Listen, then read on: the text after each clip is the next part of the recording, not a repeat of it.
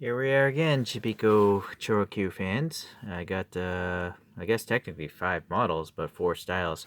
So we'll do them in order here of alphabetical and age. So this first one is the Honda T360, meaning it was a 360cc, and it's an old classic Japanese truck. You can actually see this photo. It's not a big truck, of course. I mean, that girl is as tall as the thing, and 360 cc's is smaller than a lot of motorcycles these days. All right, well, it's got the standard ChoroQ Chibikko wheels. Well, this is one standard. They only have like 3 different styles of wheels. And then it's a really cool blue. It's a sky blue. It's not metallic or anything like that, but you can see the tiny panel cuts here. And then you got the raised Honda logo painted white, very nice. There's also orange here for the turn signals. The bumper is painted silver. So, and then the headlights are clear, just like the windshield. This whole body is one clear piece of plastic painted really well. This side here looks pretty good. And then the back, it tells you it's a T360 and it's number 44. This number 44 means the casting, not the color, not the exact model. So there's many different colors of casting number 44.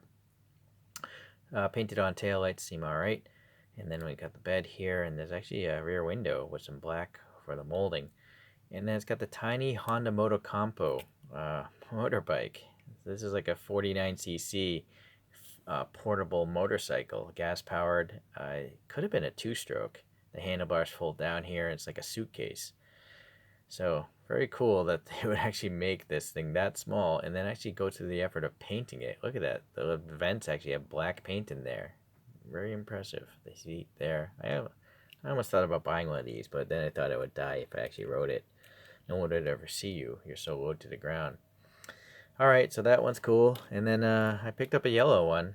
I bought these used locally, so I'm not sure. Possibly I'll sell one. I just like both colors. Maybe I like the sky blue one more. But this one's got the red Motocompo here.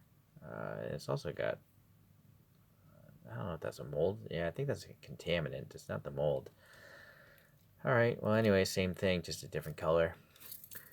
Alright, the Honda Beat is another small car from Japan. I can't remember if it's a K-Class car, but it's a really tiny car. So, we got this one in yellow. It's not metallic or anything, just regular yellow. And we have the same wheels, but this time they're chromed out. And then we have this clear of the headlight area, which is the clear body again. And we have some black paint here for these vents. Sadly, there's no Honda badge printed on there. There's like no paint apps other than taillights, it looks like. Well, anyways, the taillights are printed nice, and this is casting number 14. So it's got some headrests in the tonneau here. Oh, a little fuel filler here. Oh, and 2 vents I didn't even notice before. Looks like the antenna stub, and then the door handle has a little detail there as well. Yeah, I think this has been played with before. Looks like chip marks here, running into walls at high speed. Oh well. How old is this? Does it even say? This is from 2003, so I guess for a 20-year-old toy, not so bad. These came out in 2006, the T360s. So the next one is a Nissan March, and this is from 2003 as well. Okay, so this one has a metallic blue. It's got the same chrome wheels here. Door handle details, front and back doors. And then the clear headlights of the body here. Nice texture in this grill. A little egg crate grill here. And nice blue racing stripes that generally look the same, in the same location on all 3 panels. This is casting number 10. Now I have a suspicion the previous owner must have painted this. This is not Chibikko's. Oh wait, I could be wrong because no one's going to paint those circles. So yeah, actually, I guess it's just a poorly painted set of taillights. Interesting. Very interesting. I don't know if that's the standard or not. It just doesn't look like it was done professionally. But maybe that's just the way it is. Alright, well anyways, pretty cool livery. We got some bumps here for the trunk hinges. Yeah, it's a funky little car in real life. And now it looks even goofier in this deformed style. Alright, the last one doesn't say what it is, of course. Doesn't even have a date on it. This is like a really cheap Choro-Q, apparently, because it's just kind of like molded in. And there's no sticker. Maybe there was a sticker, but it fell off.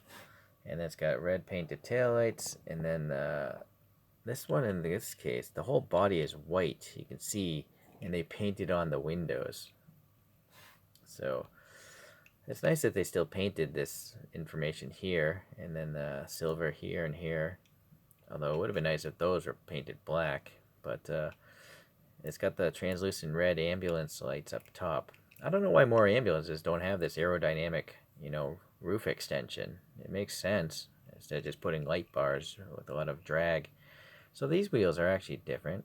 Yeah, they're still staggered and stuff. Anyways, I believe this is a Nissan, based off a Nissan. It just looks like an NV van of some sort. I don't think it was a Toyota, but it doesn't really say. Okay, well, that's those guys. I'm just going to throw up a bunch of other Chibikkos here. This is kind of similar. I think this could have been competition for the Honda Beat. This is a Suzuki Cappuccino. This is cast. No, it doesn't say what casting it is.